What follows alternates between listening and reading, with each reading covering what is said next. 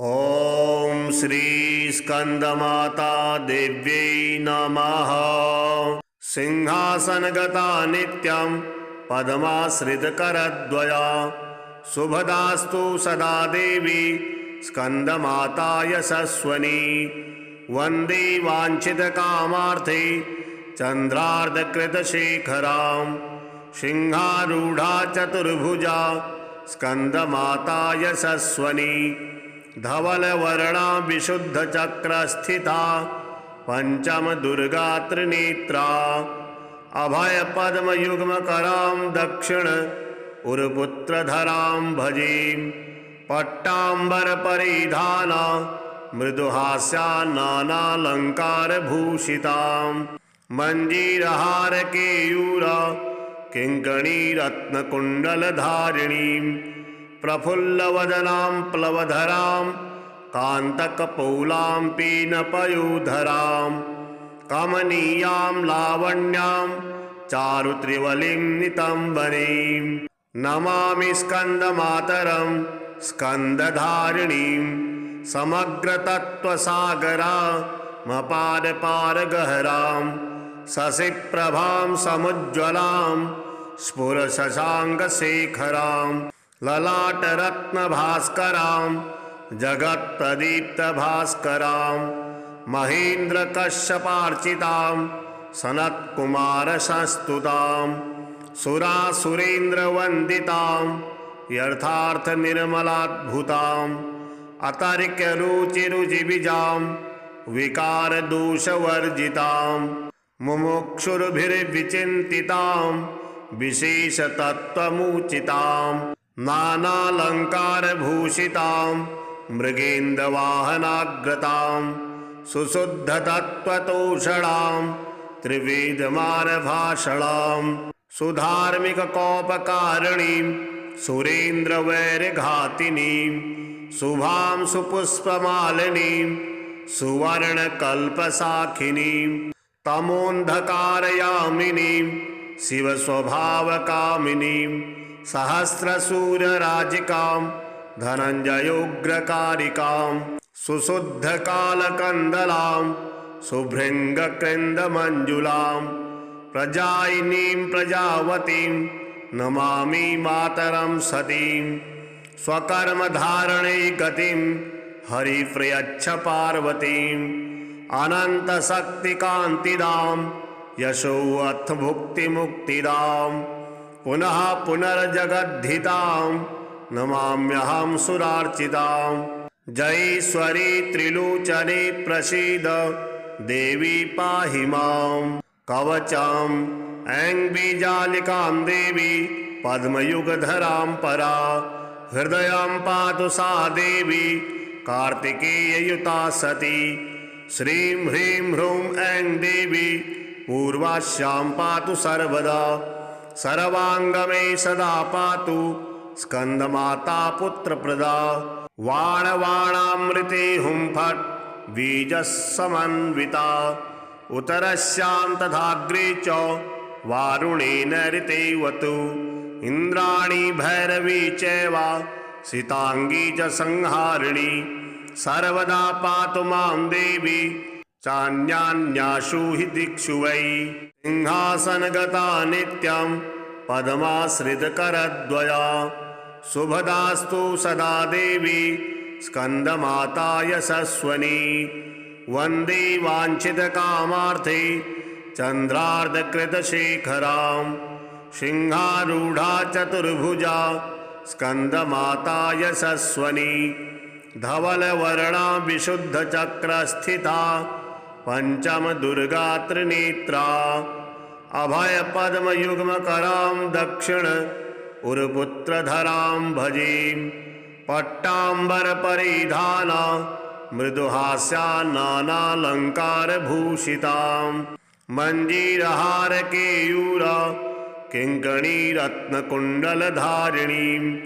प्रफुल्लवदनां प्लवधरां कान्तकपौलां पीनपयोधरां। कमनीयां लावण्यां चारुत्रिवलिं नितम्बनीं। नमामि स्कन्दमातरं स्कन्दधारिणीं।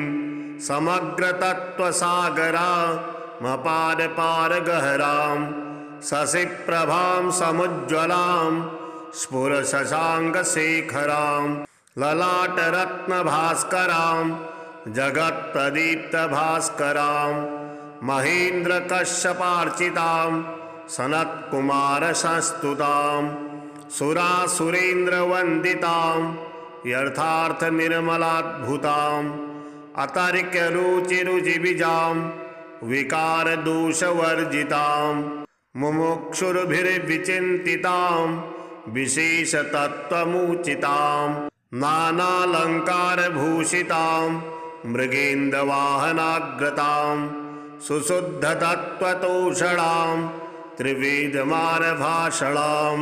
सुधार्मिककोपकारिणीं सुरेन्द्रवैरघातिनीं शुभां सुपुष्पमालिनीं सुवर्णकल्पसाखिनीं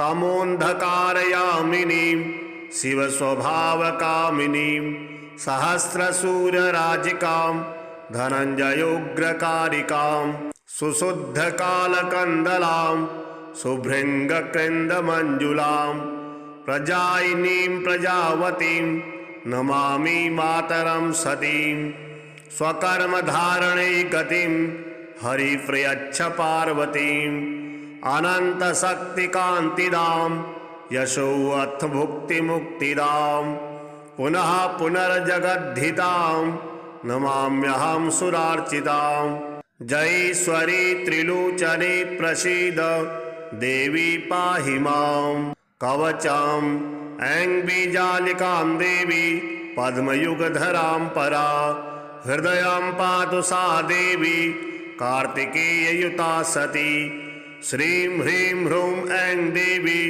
पूर्वास्यां पातु सर्वदा सर्वाङ्गमे सदा पातु स्कन्दमाता पुत्रप्रदा वाणवाणामृते हुं फट् बीजस्समन्विता उतरस्यां तथाग्रे च वारुणेन ऋतेवतु इन्द्राणी भैरवी चैव सिताङ्गी च संहारिणी सर्वदा पातु मां देवी चान्यान्यासु हि दिक्षु वै सिंहासनगता नित्यं पद्माश्रितकरद्वया शुभदास्तु सदा देवी स्कन्दमाता यशस्वनी वन्दे वाञ्छितकामार्थे चन्द्रार्धकृतशेखरां सिंहारूढा चतुर्भुजा स्कन्दमाता यशस्वनी धवलवर्णा विशुद्धचक्रस्थिता पञ्चमदुर्गा त्रिनेत्रा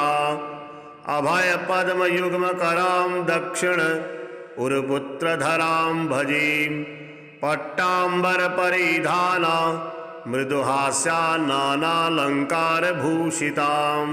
मञ्जीरहारकेयूरा किङ्कणीरत्नकुण्डलधारिणीं प्रफुल्लवदनां प्लवधरां कान्तकपौलां पीनपयोधरां कमनीयां लावण्यां चारुत्रिवलिं नितम्बरीं नमामि स्कन्दमातरं स्कन्दधारिणीं समग्रतत्त्वसागरामपारपारगहरां शशिप्रभां समुज्ज्वलां स्फुरशशाङ्कशेखरां ललाटरत्नभास्करां जगत्प्रदीप्तभास्करां महेन्द्रकश्यपार्चितां सनत्कुमारसंस्तुतां सुरासुरेन्द्रवन्दितां यथार्थनिर्मलाद्भुतां अतर्क्यरुचिरुचिबिजां विकारदोषवर्जितां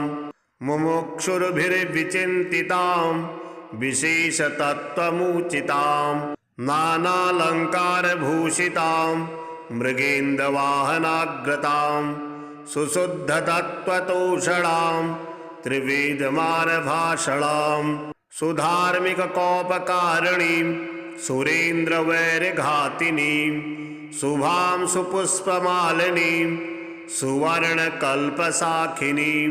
तमोन्धकारयामिनीं शिवस्वभावकामिनीं सहस्रसूर्यराजिकां धनञ्जयोग्रकारिकां सुशुद्धकालकन्दलां सुभृङ्गकृन्दमञ्जुलां प्रजायिनीं प्रजावतीं नमामि मातरं सतीं स्वकर्मधारणे गतिं हरिप्रयच्छ पार्वतीम् अनन्तशक्तिकान्तिदां यशोऽथ भुक्तिमुक्तिदां पुनः पुनर्जगद्धितां नमाम्यहं सुरार्चितां जयेश्वरी त्रिलोचने प्रसीद देवी पाहि मां कवचां ऐं बीजालिकां देवी पद्मयुगधरां परा हृदयं पातु सा देवी कार्तिकेययुता सती श्रीं ह्रीं ह्रूं ऐं देवी